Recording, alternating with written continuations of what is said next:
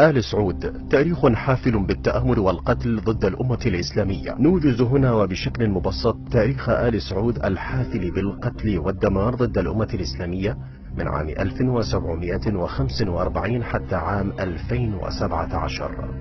أول مجزرة حصلت في بلاد الحجاز وذهب ضحيتها أكثر من 17,000 مسلم قام بها مؤسس الفكر الوهابي محمد بن عبد الوهاب عام 1745. في العام 1903 قتل عبد العزيز بن آل سعود 160 مسلم من قبيلة مطير.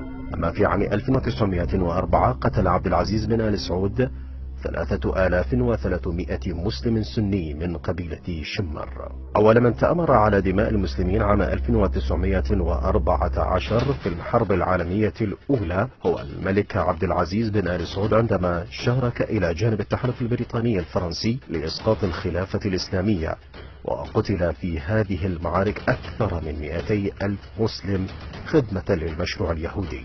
عام 1918 قتل جيش عبد العزيز بن آل سعود أكثر من 1000 شخص من المسلمين لانتزاع أرض الحجاز.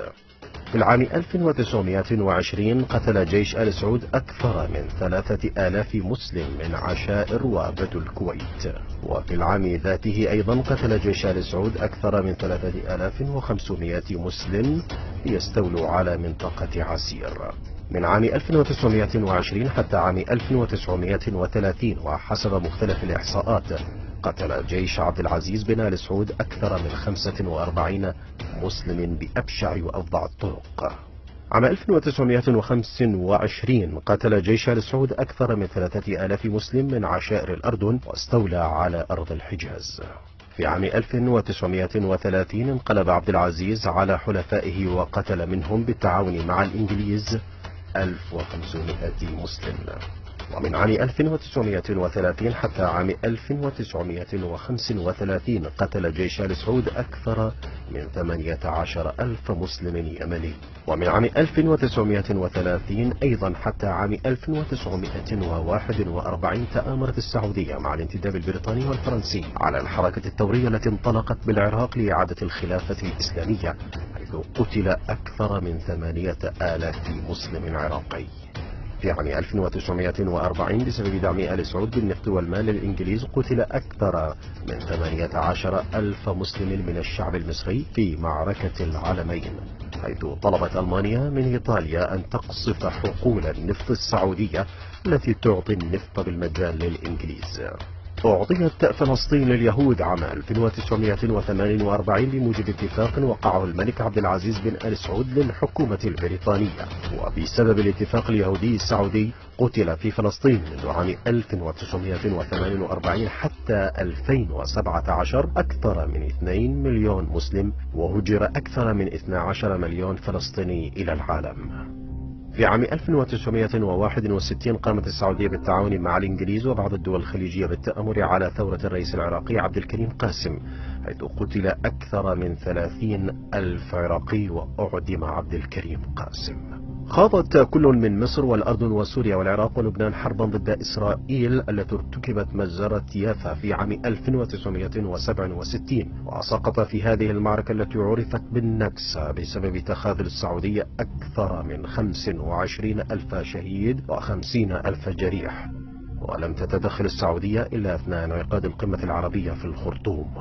شنت كل من مصر وسوريا حربا على إسرائيل بدعم عربي عام 1973 كان على رأسها الملك فيصل الذي أمر بقطع النفط عن أمريكا والغرب. وبعد أن انتصر العرب على إسرائيل قام بعض آل سعود وبقرار أمريكي إسرائيلي باغتيال الملك فيصل عقابا له على قطع النفط عن أمريكا والغرب نصرة للقضايا العربية. أنشأت السعودية تنظيم القاعدة في عام 1988 وأرسلته إلى أفغانستان، حيث قتل من المسلمين الأفغان أكثر من 3 مليون أفغاني. في عام 1992 قوات عسكرية سعودية شنت هجوما على الحدود القطرية وقتلت أكثر من 50 مسلم. من العام 2004 وحتى 2017 تنظيمات المذهب الوهابي التكفيري الإرهابي قاتلت في العراق وبطريقة وحشية بواسطة الذبح والعمليات الانتحارية في المساجد والأسواق آلاف العراقيين. في عام 2006 شنت إسرائيل حربها على لبنان بدعم أمريكي سعودي بحجة أن حزب الله تدعمه إيران. في 2008 شنت إسرائيل أيضا حربا على قطاع غزة وبصمت سعودي مطبق بحجة أن حماس تدعمها إيران.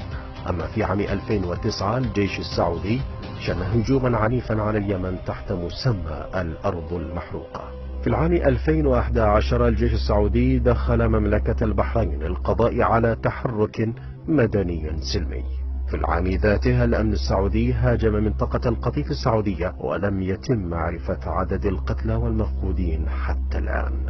في العام 2012 شنت إسرائيل حربا على قطاع غزة بدعم سعودي بحجة أن حماس تدعمها إيران. من عام 2012 حتى 2017 التنظيمات الإرهابية الوهابية السعودية تجتاح العراق وسوريا وليبيا واليمن وفي مصر يقتل المسلمين والمسيحيين والأقليات بأفظع الطرق والأساليب بطريقة الذبح والحرق والإعدامات بالسيف، ناهيك عن العمليات الإرهابية الانتحارية.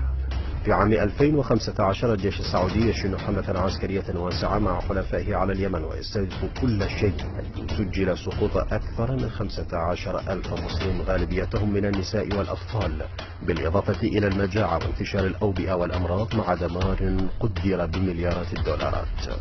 أما في عام 2017 لا تزال السعودية تمارس سياساتها العدائية ضد المنطقة وخصوصا دول المقاومة الإسلامية.